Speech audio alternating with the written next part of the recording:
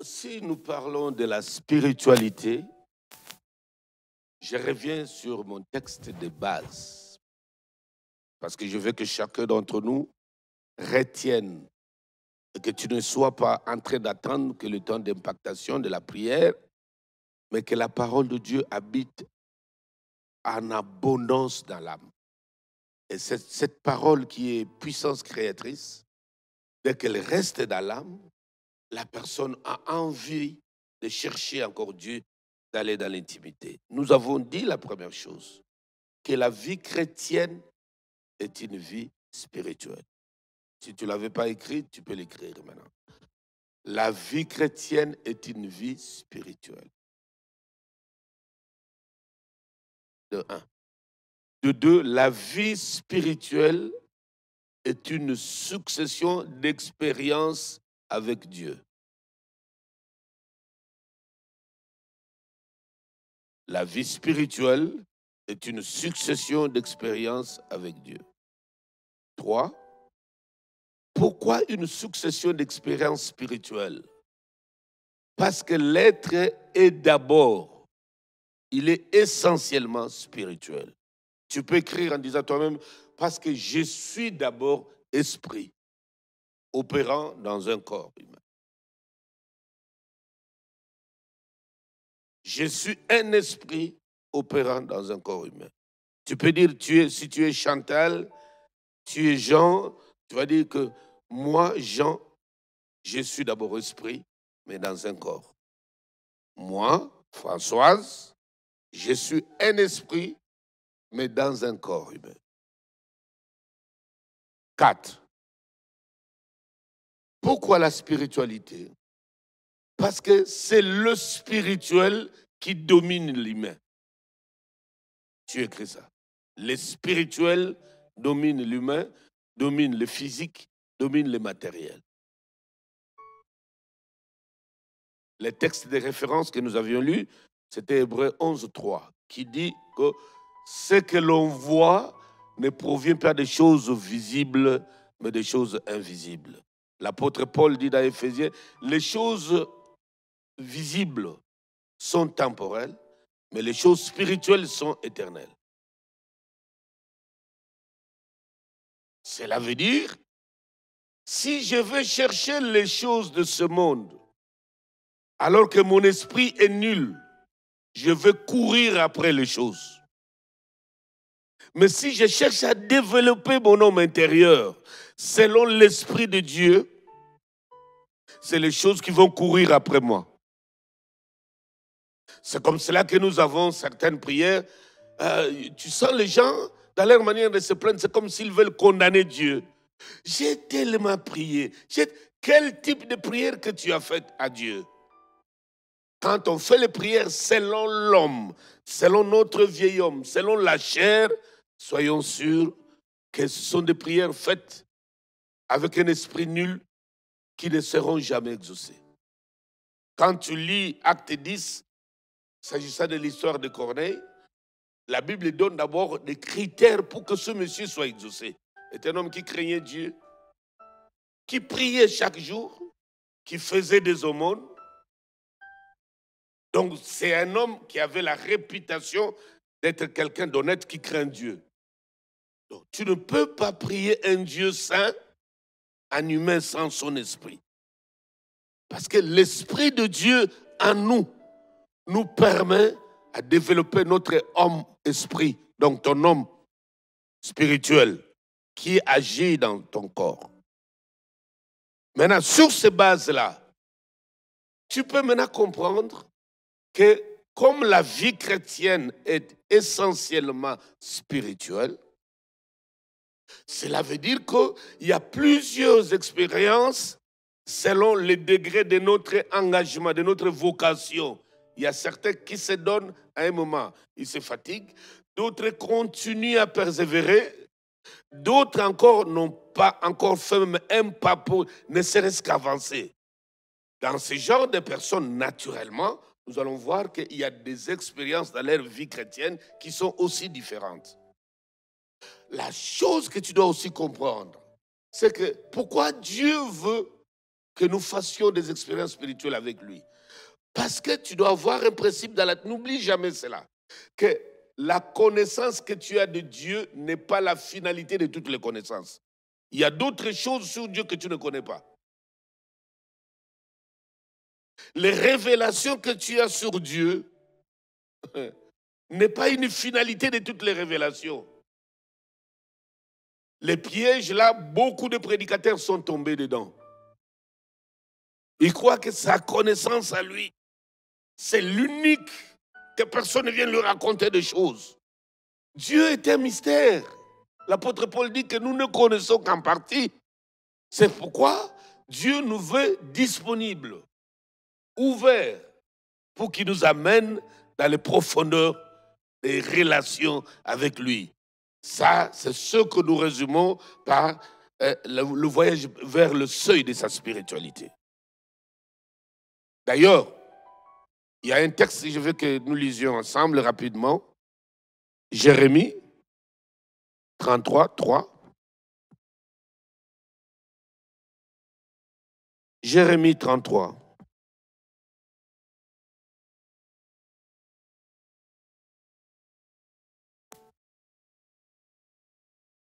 Soyez connectés non seulement au canon, à Amen TV, mais soyez connectés surtout à l'onction. Jérémie 33.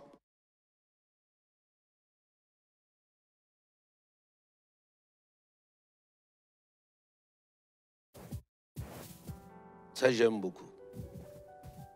Verset 3. Pasteur Charles, tu peux nous lire.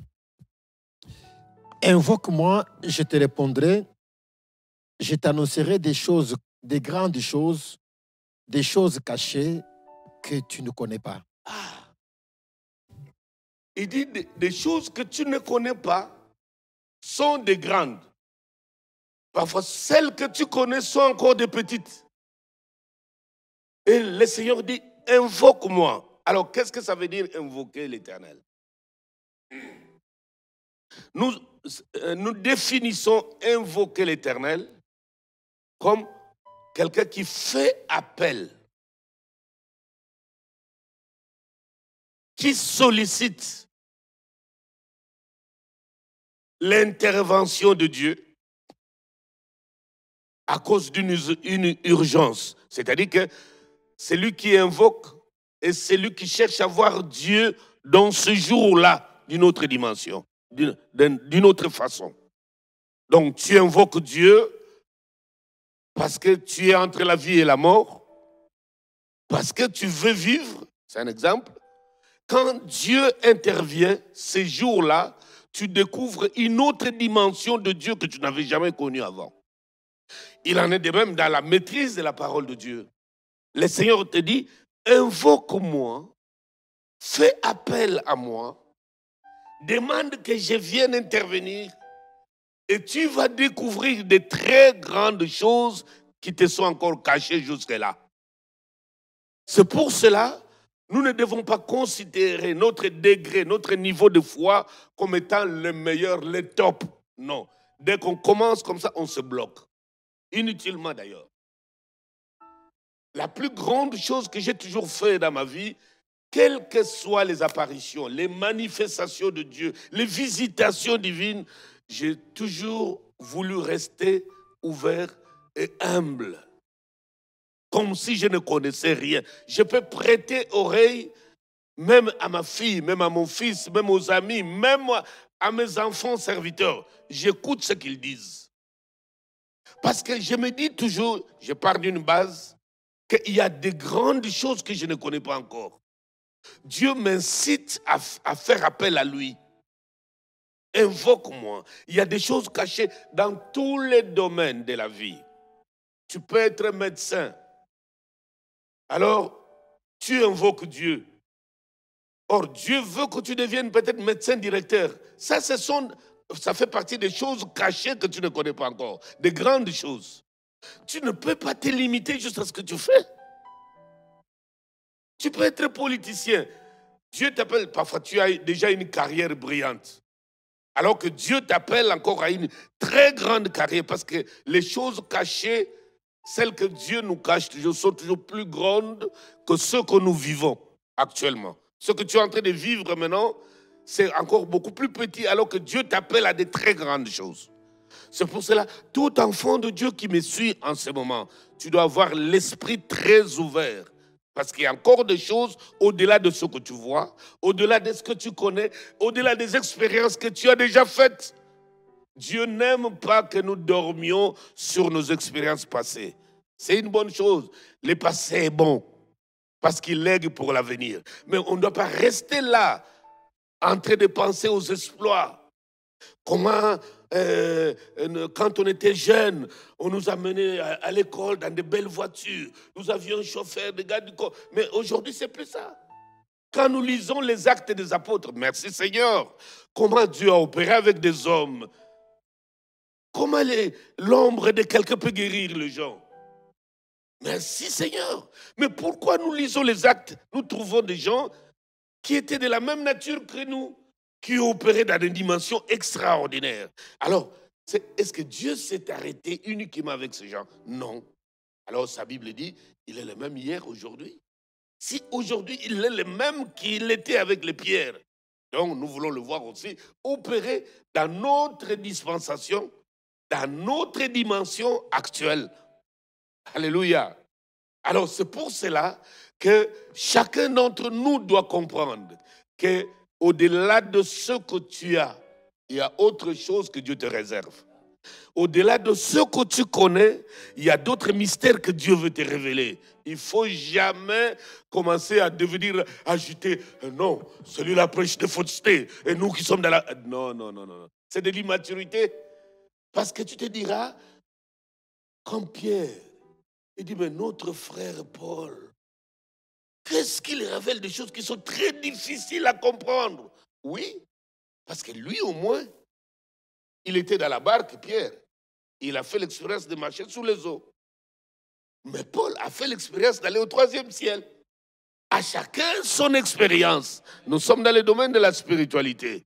Donc, le Seigneur qui nous invite, il nous incite même à l'invoquer parce qu'il sait qu'en l'invoquant, il va ouvrir un pan de son cœur pour nous donner des grandes choses cachées qu'on n'avait jamais soupçonné l'existence. Moi, mon cœur, mon âme a toujours faim de faire des expériences, des expériences, des expériences. Parce que nous avons un Dieu Elohim. Il est un Dieu plusieurs. Tu peux le connaître comme un Jéhovah Rapha parce qu'il t'a guéri. Mais après la guérison, tu dois le reconnaître comme Jéhovah Tchiknou ou Jéhovah Shevaot.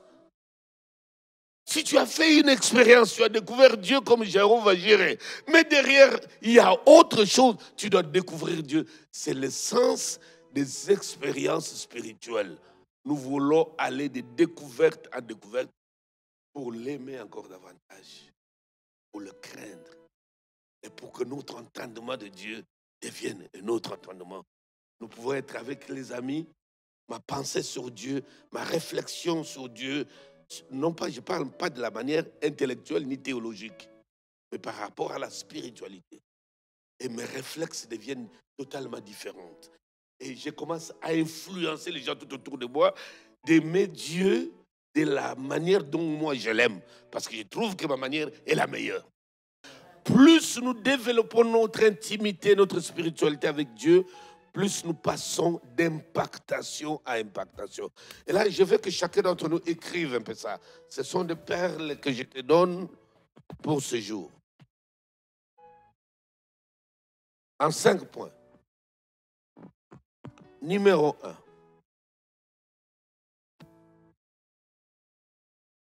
Dieu veut que nous fassions des expériences avec lui.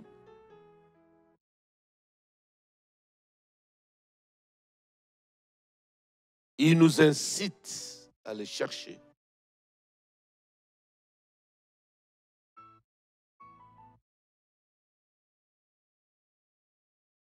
Parce qu'il a des choses meilleures pour nous qu'il veut nous donner.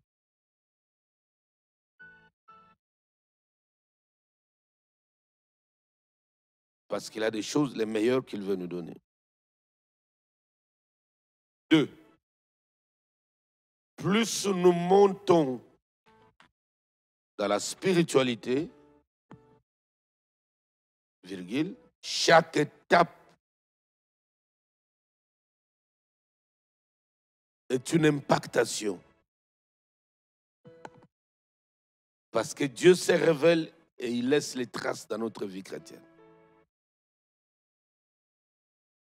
Chaque étape est une impactation parce que Dieu se révèle et il laisse les traces dans notre vie chrétienne.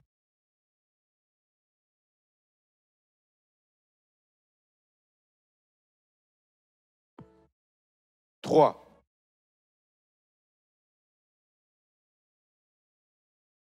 Pour être maintenant impacté spirituellement, parce que l'impactation est d'abord spirituelle, elle a des conséquences dans notre vie physique. Pour être impacté,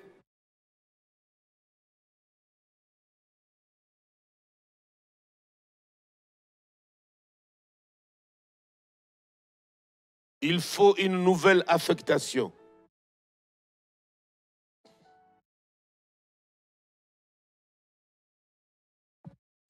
Pierre a travaillé nuit et jour. Toute la nuit, il n'a rien gagné.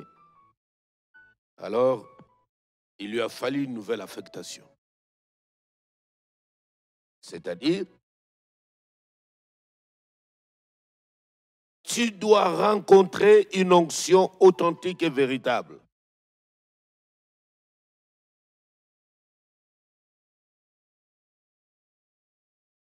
Tu dois rencontrer une onction authentique et véritable. Parce qu'il y en a aussi des fausses, des mauvaises onctions.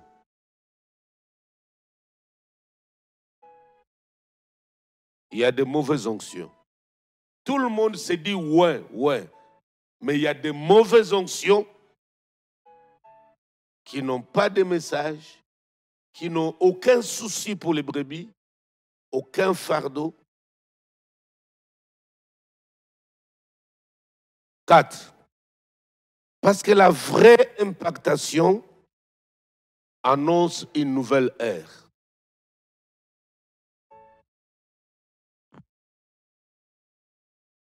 Et elle vient avec de nouvelles choses. C'est ce que nous vivons dans le ministère local du ministère Amen. L'impactation est là et nous vivons de nouvelles choses. Donc Jérémie 33 s'accomplit. Donc nous vivons des choses cachées que nous ne connaissions pas avant.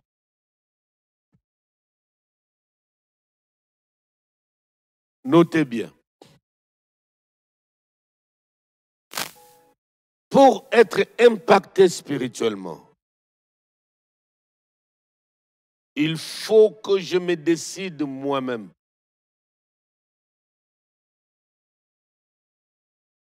De changer. Il faut que je me décide moi-même de changer.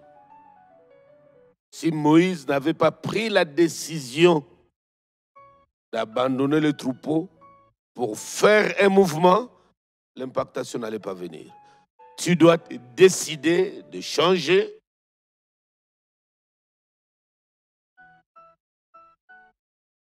Ta conception des choses de Dieu, ta relation avec Dieu.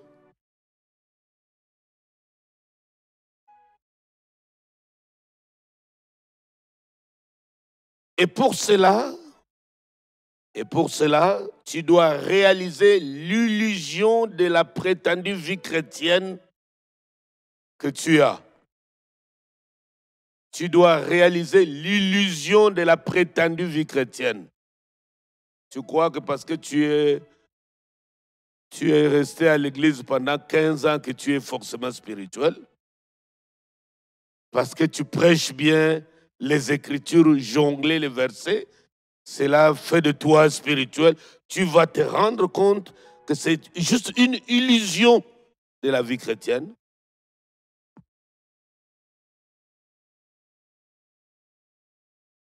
Parce que avec une spiritualité nulle dans laquelle tu es engouffré.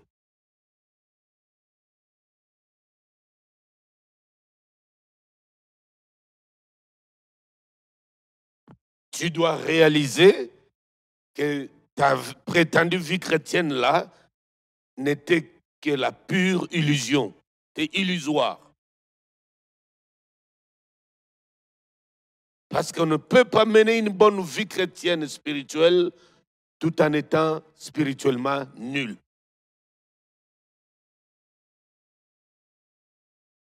À partir de ce moment, après ce constat, tu dois te décider de te lancer dans la garnison des prophètes.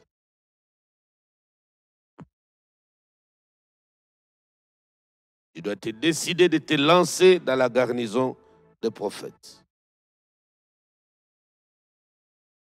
Où l'esprit et l'onction vit, agit et opère dans les hommes. Cette garnison de prophètes doit être, tout naturellement, bien évidemment, une église vivante, puissante, où Dieu opère dans l'évangile, dans les sacerdoces et dans la prophétie. 1 Samuel 10.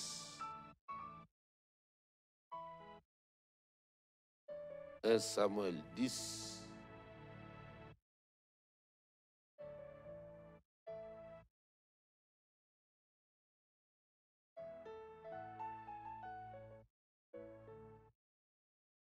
Verset 7. Lorsque ces signes auront eu leur... Lorsque ces signes auront eu pour toi leur accomplissement, fais ce que tu trouveras à faire, car Dieu est avec toi. Tu peux le relire encore? Lorsque ces signes auront eu pour toi leur accomplissement, fais ce que tu trouveras à faire, car Dieu est avec toi. Verset 10. Lorsqu'ils arrivèrent à Gilbéa, voici une troupe de prophètes vint à sa rencontre. L'Esprit de Dieu le saisit et il prophétisa au milieu d'eux. 11. Tous ceux qui l'avaient connu auparavant virent qu'il prophétisait avec les prophètes et l'on se disait l'un à l'autre dans le peuple, qu'est-il arrivé au fils de Kis? Saoul était aussi parmi les prophètes.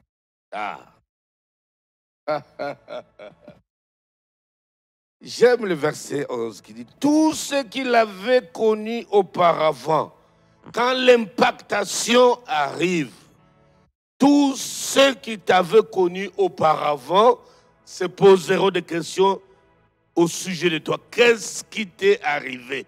Qu'est-ce qui s'est passé? Tu seras l'objet de tumultes parmi les nations. Les uns vont dire gloire à Dieu.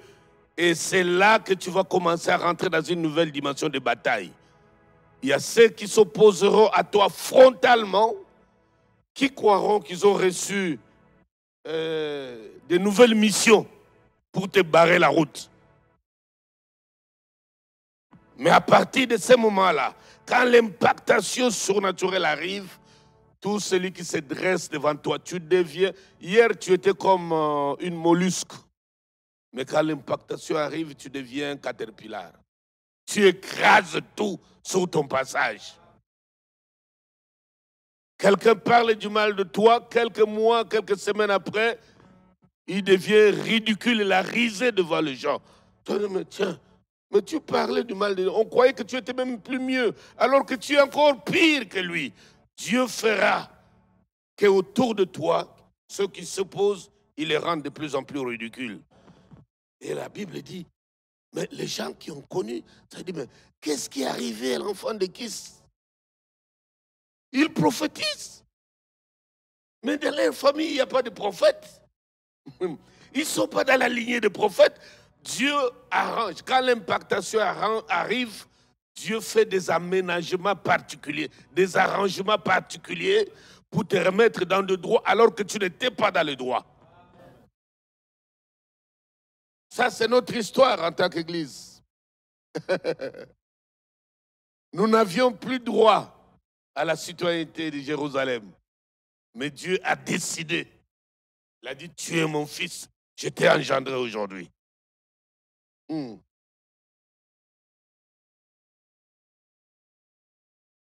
Saül, qui n'était pas de la lignée des prophètes, parce qu'il a décidé, selon l'ordre de l'onction, de rentrer dans la garnison des prophètes.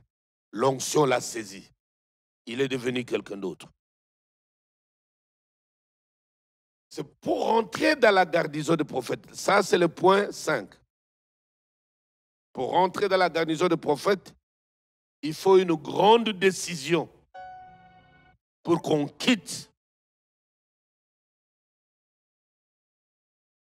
l'environnement dans lequel nous étions.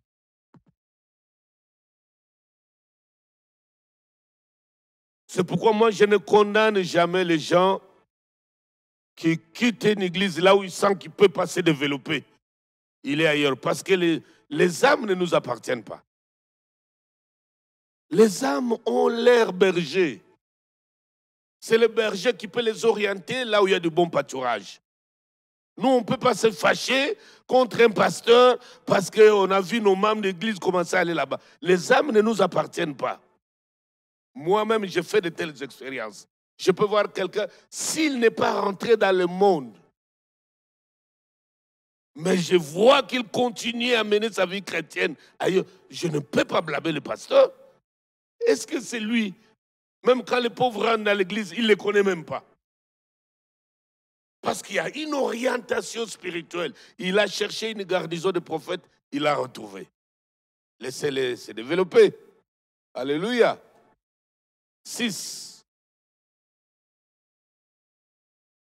Pour être impacté spirituellement, je dois me décider maintenant. À l'heure où j'écris, tu dois te décider maintenant de prendre des risques.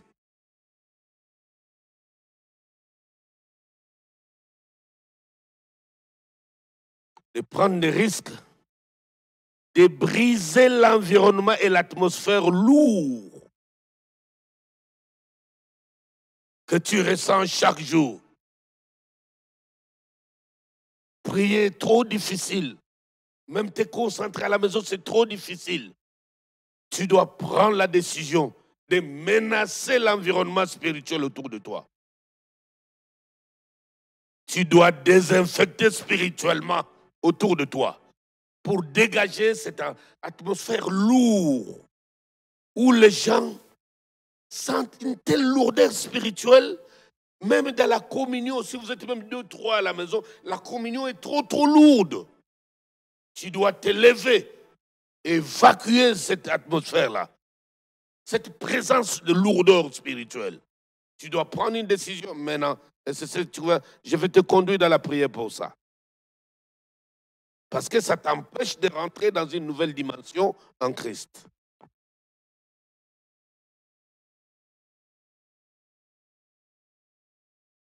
« 6. 7. Merci. Tu ne peux pas tomber dans les pièges d'aveuglement spirituel comme l'église de Laodicée. Moi, je suis bien avec mon Dieu. J'ai pris bien.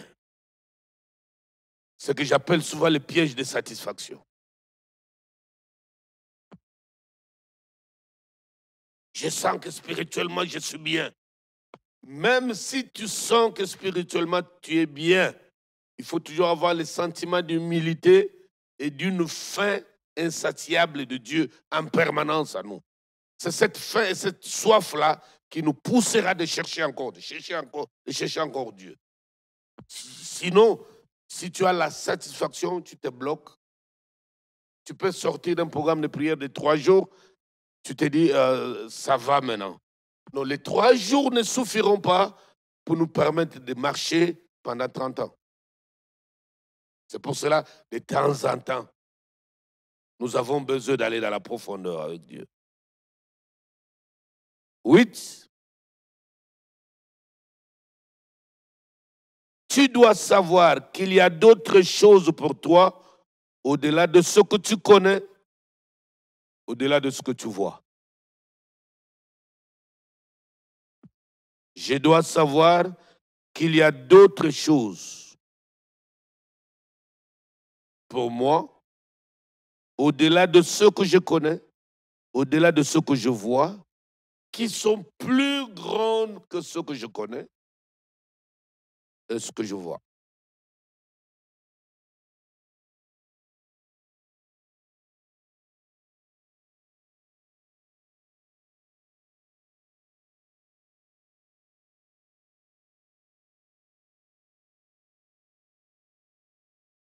Au-delà de tout ce que tu connais et ce que tu vois, il y a de plus grandes.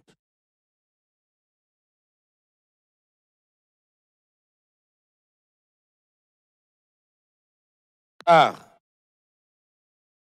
tu n'as pas encore tout vu, tout fait, tout appris et tout connu.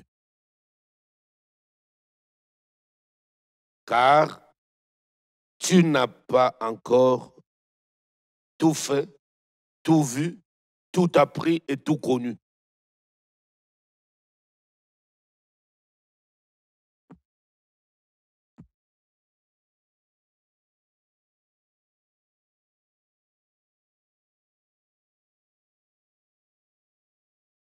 Donc, notre fameux Jérémie 33, c'est un texte de référence.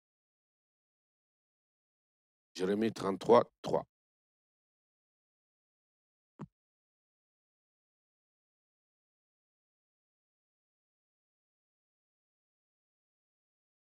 Notez bien, l'impossible est hors de Christ. Mais le possible est en Christ.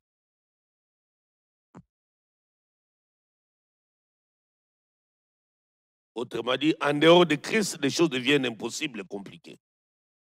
Mais quand tu es en Christ, les choses deviennent possibles. Car tout est possible à celui qui compte. Enfin,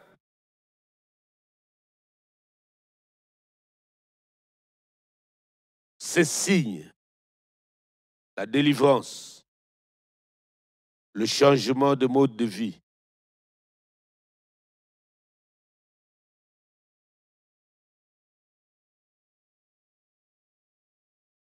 une grande fin d'impactation.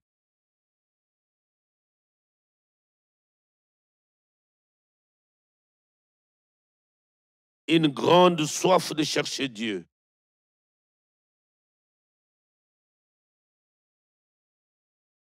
Sont des preuves et des signes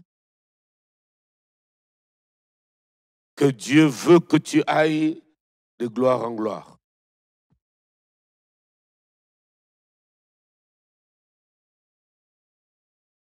La délivrance, le changement de ton mode de vie, de caractère, de comportement, de ton cœur, sont des preuves et des signes que Yahweh veut que tu ailles de gloire en gloire. Et en réalité, c'est vers là que nous devons tendre. Si tu as fini d'écrire, tu peux m'écouter maintenant. Donc, il faut que ce que tu viens d'écouter devienne chair de ta chair, os de tes os, esprit de ton esprit. Donc, la parole doit être faite chair en toi en ce moment. Et tu dois comprendre que tu n'as encore rien vu. Tu peux maintenant acclamer le Seigneur si tu as bien mangé. Oh, hallelujah!